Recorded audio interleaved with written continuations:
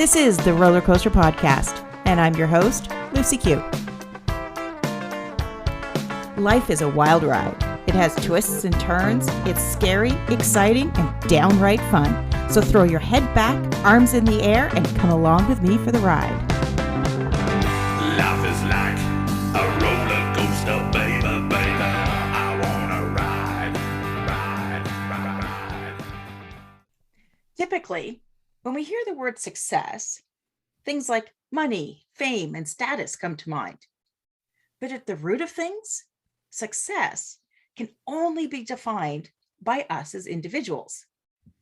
Joining me today is Rob Cook, host of the Contenders Wanted podcast and a CPA financial advisor. And we're going to chat about meaningful success, legacy, and financial freedom. Welcome to the roller coaster, Rob. Well, thank you, Lucy. Thanks for inviting me on the show. Thank you. I always get a little bit, I don't know why, I always feel a little bit more nervous when I'm doing this with another podcaster. I don't know why. Don't worry. Just because we can all see each other's mistakes doesn't mean it doesn't go both ways. Hey, I'll as a podcaster myself, that's part of the reason why I actually get on shows is so that I can, to borrow a phrase from Russell Brunson, funnel hack, I can podcast hack and see what other podcasters are doing. It's great to be able to learn from their processes. Oh yeah, we're going to have to talk some more about that. Okay, so success. Okay. What myths or what do you want to bust about the word success and how we're viewing it? Well, I think that there's one big myth that has to be busted around success, and that is success comes at the expense of everything else in your life. I think that there's this popular adage kind of propagated by what some people have dubbed hustle pornographers.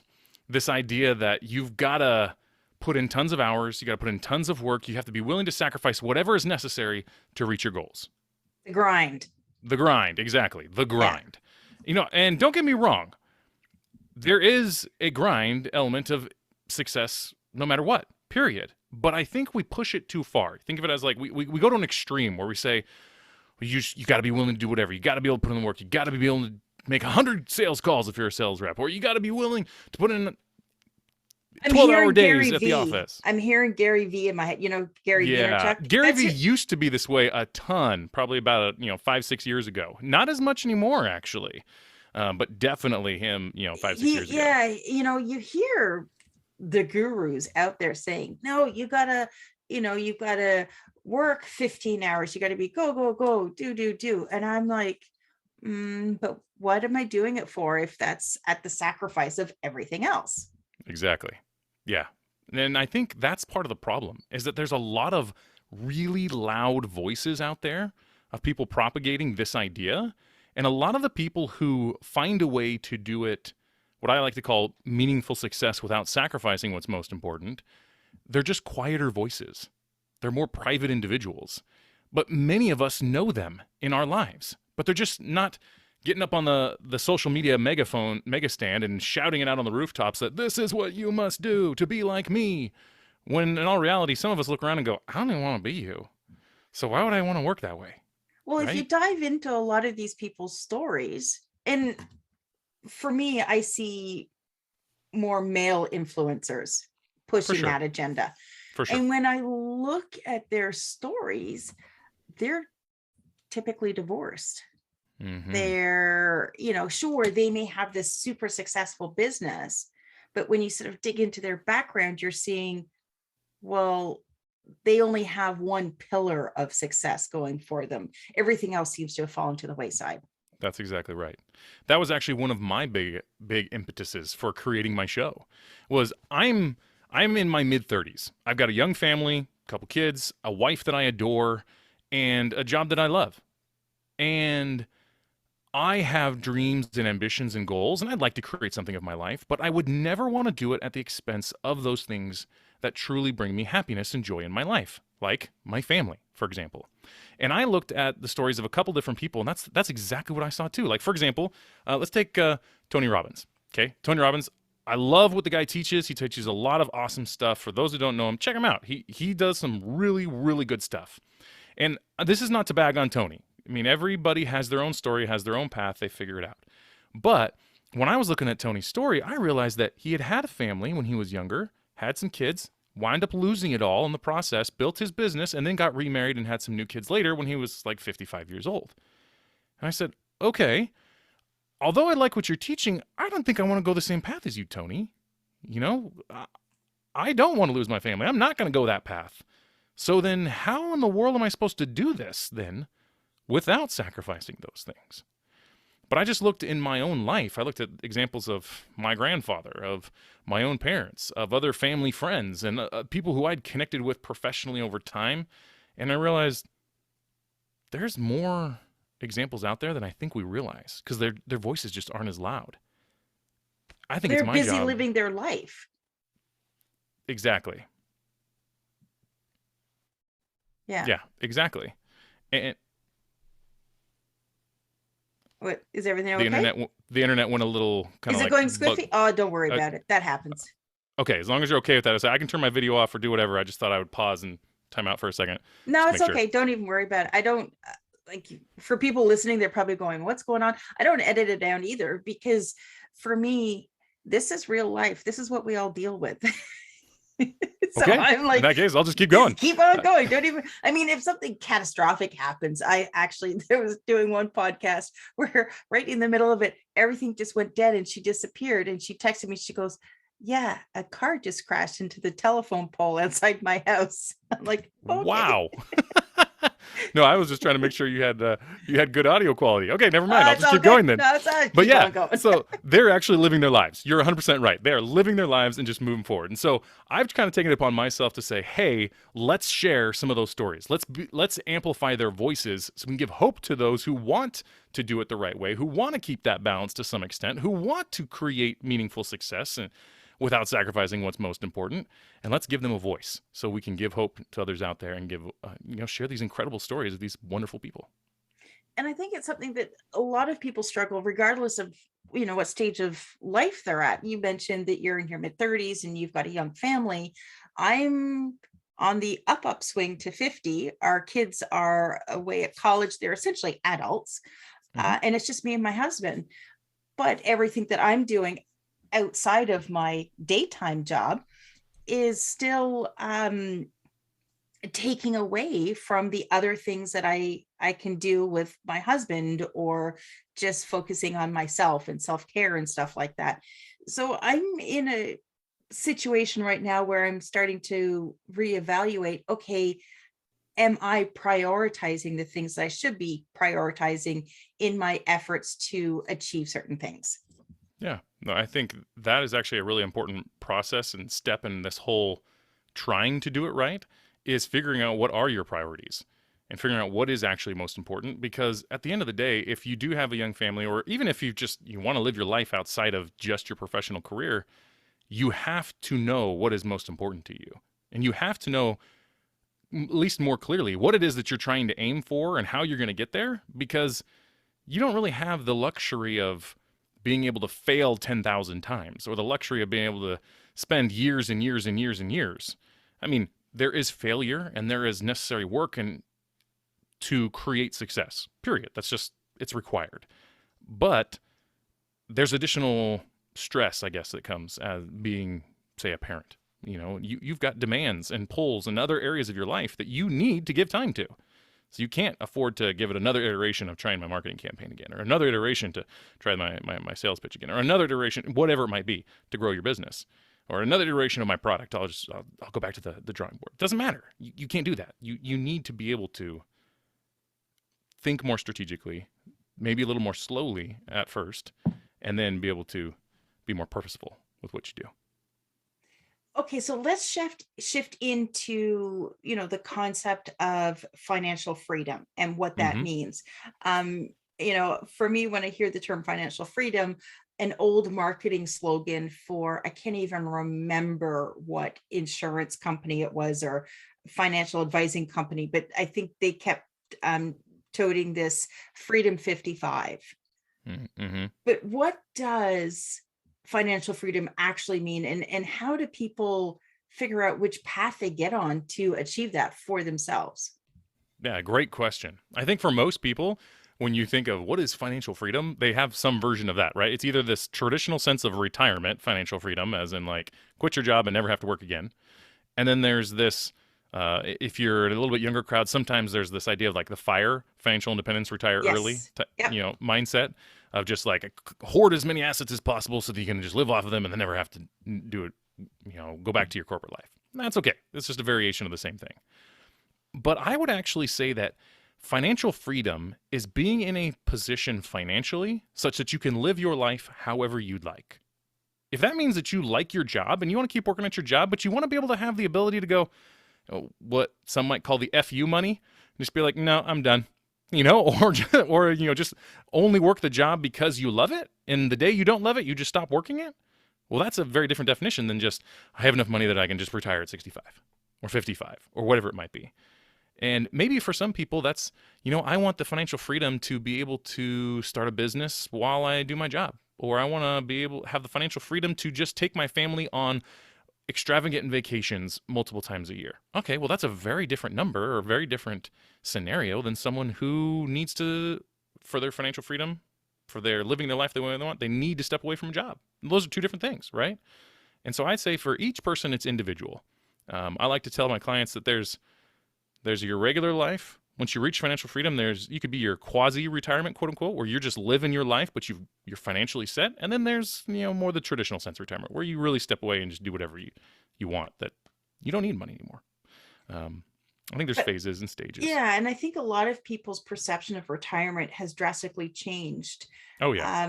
Simply because, you think back to the days where people would start a job and they'd be with the same company for 30 years. They get their golden watch and then they live out retirement in their easy boy chair.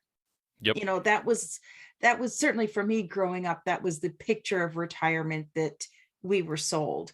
But more and more I'm seeing either people are retiring and then quickly realizing that, money, they don't have enough money, so they're taking part-time jobs. Yep. Or people are completely blowing it out of the water and saying, no, I don't want to live my life for some day on a calendar in the future where I get to do what I want to do. I want to do that now. No. Yeah. No, I 100% agree. And if you actually look back at the history of retirement, quote unquote, the way that most of us, I think, have been conditioned to think about it, that idea didn't exist until really the very near past. Like if you go 100 years ago, there was no such thing as retirement. You worked until you were dead or you were about ready to die, right? You worked on the family farm or whatever it was, right? True, or even in the factory until you basically died. There wasn't even a golden watch.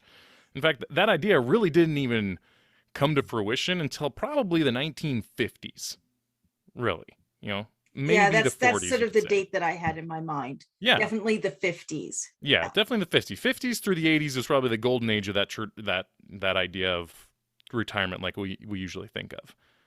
But I think most of us have woken up to this idea that, okay, yeah, that is an option, but it's not the option that I want, and there are other options out there. So when I think about financial freedom with people, and I think about it as it pertains to maybe listeners of my show, I'm trying to encourage them to go after success in a holistic way. Maybe that includes finances, and that's okay. That's an important part of our life, and of being able to do a lot of things that help us feel successful, whether that's having the freedom to be able to spend time with your family, or the freedom to be able to give to an organization, or the freedom to provide certain things to your family. Maybe for you that's success in some way, and that's okay. That requires money, and that's okay. Let's be good stewards of it. But let's think more. Think a bigger picture. Think beyond just save a pile of money, and let's find what real financial freedom is. So what about legacy? So, what is legacy? For me, legacy is having lived a life well lived. And I think the biggest problem that we all face around legacy is that most of us just don't think about it until we're at the end of the road. I think most people might think about it sporadically here and there, like, oh yeah, I want my kids to be able to have X, Y, and Z, or I hope that one day maybe X, Y, Z will happen. But then we just kind of like leave it off to the side, or it gets lost in the hustle and busyness of life. And I think for me, legacy is living your life right now that's worth living. It's choosing to create boundaries in your professional life so that you can spend more time with the people that matter most. It's being good stewards of our finances so that we can provide opportunities and experiences and things, even you could say, to our family that are important to us, right? It's thinking about those things and then therefore structuring our lives such that we make that a reality today, instead of just hoping that one day it will be there. For me, a legacy is built one day at a time in the present that we hope in the future people look back and go, wow, what a wonderful legacy.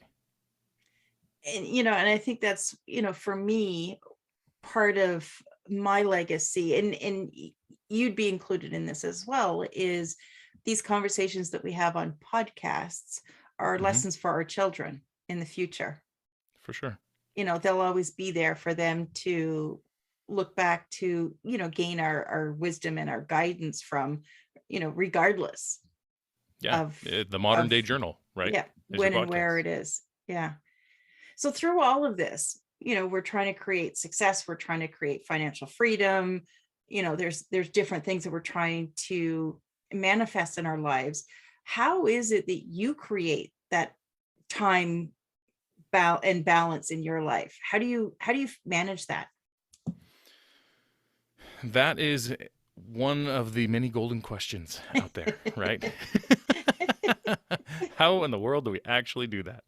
I can give you some specific things that I've done that I found that have been really, really helpful.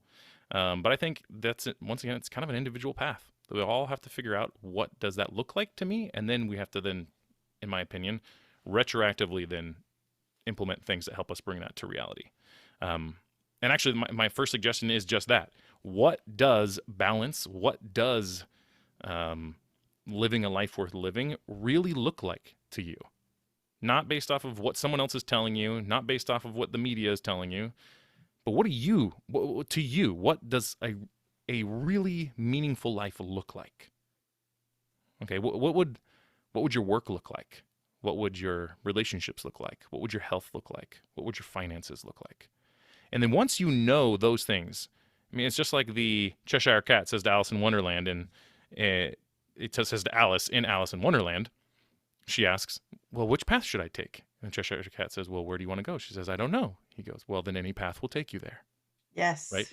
Once we know the end, we can then back into what we must do then today to get us in that direction. Or even if you don't know the whole path, that's okay. You can at least, the end informs the first step, right? And we can begin to implement one step at a time the things we need to in order to get to that meaningful life that we're all hoping for. So, for example, for me, one of my things is that every evening I want to be able to spend a couple of hours with my family, my wife, my kids, and I don't want to be pulled away by work stuff. Now, that's not always possible for some people, but because of that desire for me in my life, I purposely structure my life so that I can have those things. So when I'm at work, I'm 100% at work, and I am completely engaged. But when I check out, I have communicated clearly beforehand with my bosses and done the necessary work beforehand so that at, say, 5 o'clock, I can check out, and I'm not going to look at my email probably the rest of the night. I might check it 3 or 4 hours later, but by that point, I've had dinner with my family. I've spent some time with my kids. I've spent some time with my wife, and the evening's winding down. Because realistically, most things can be handled tomorrow. Yeah. Right? Yeah. There's very little, crises that we have to deal with. Yeah. Yeah. As my wife used to say, I'm a CPA by background. I was in public accounting.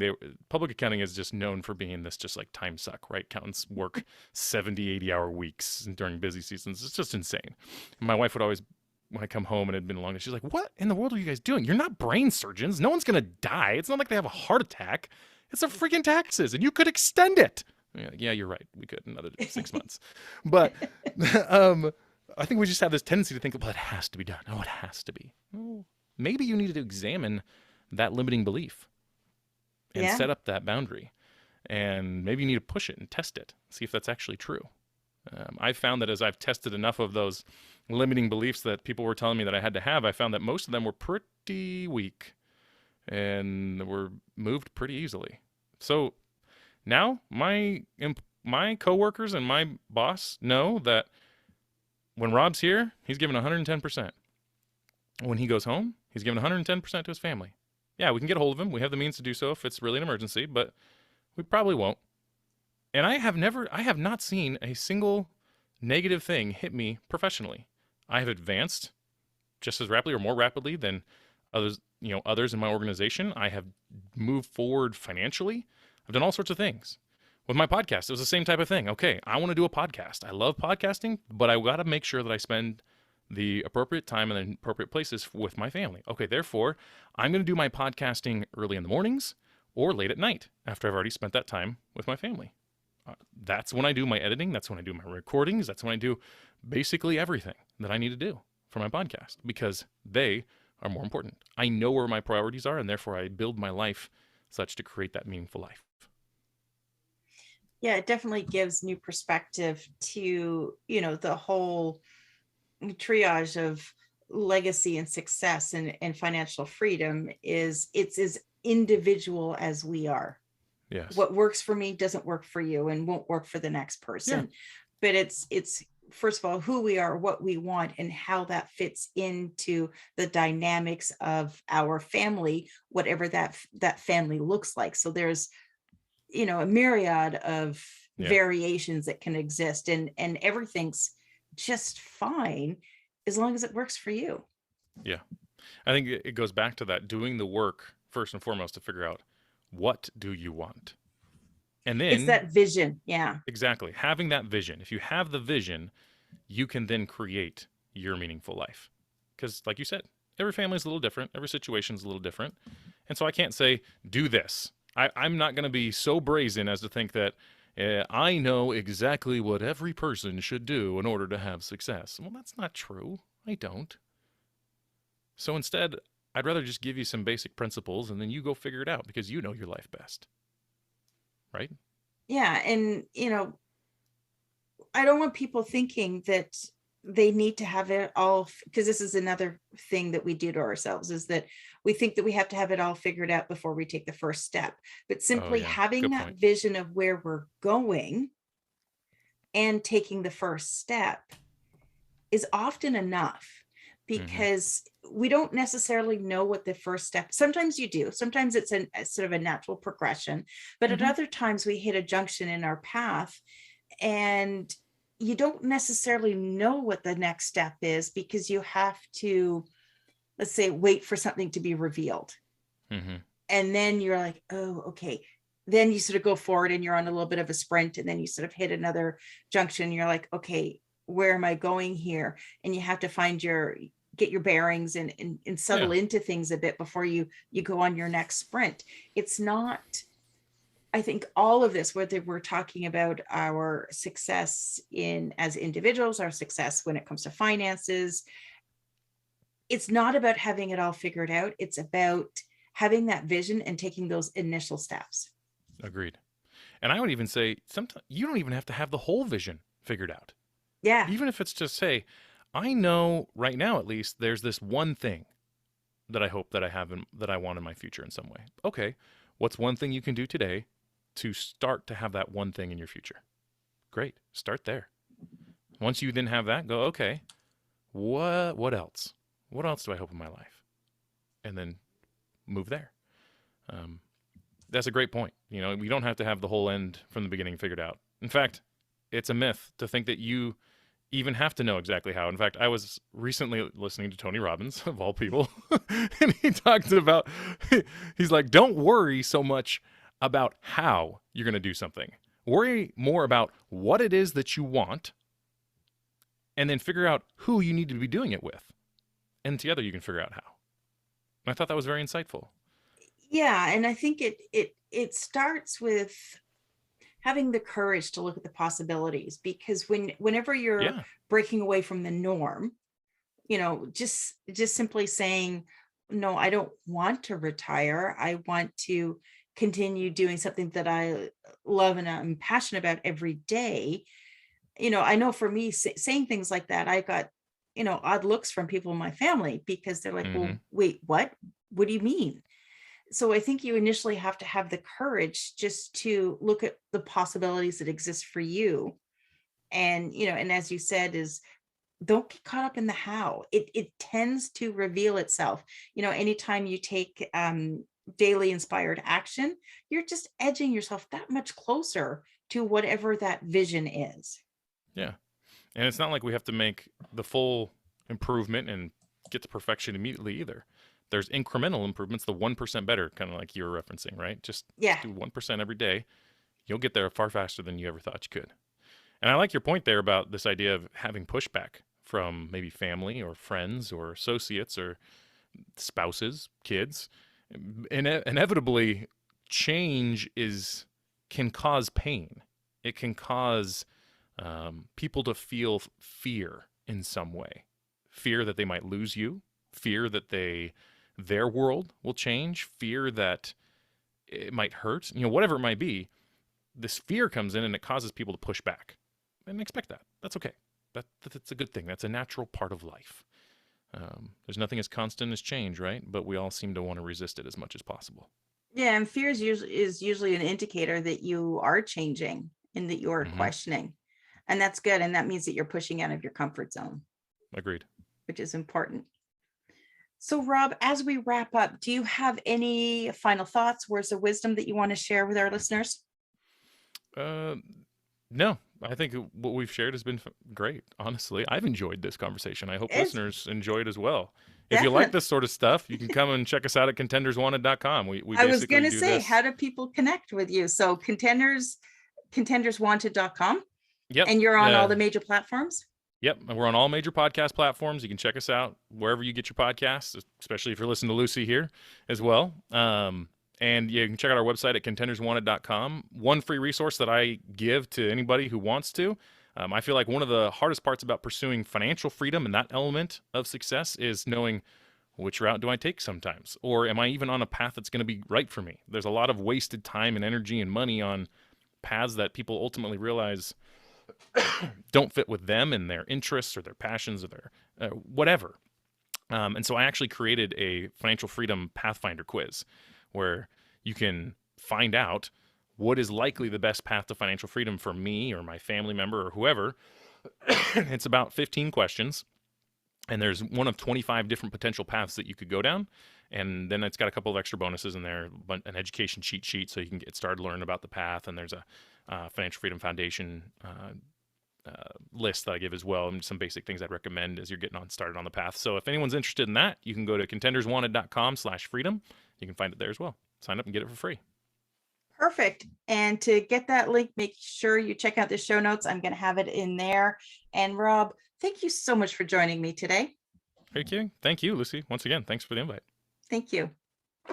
Thanks for listening to this episode of the Roller Coaster Podcast. Want to chat or share your ideas about today's show? Pop me an email at hello@therollercoasterpodcast.com. Don't forget to connect with me on Facebook and Instagram at The Roller Coaster Podcast. Our theme song, Roller Coaster, was performed by The Lucky Setback. Audio editing by the one and only Jeff Quigley of Quigley Creative.